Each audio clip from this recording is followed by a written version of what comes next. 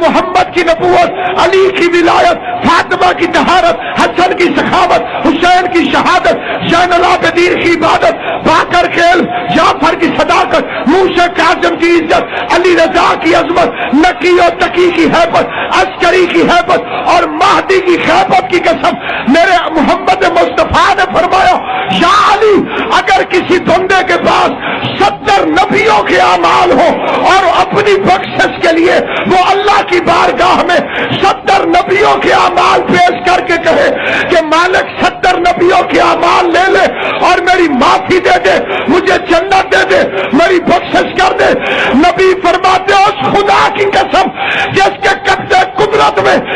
محمد کی جان ہے، اگر اس کے دل میں رائی کے برابر بھی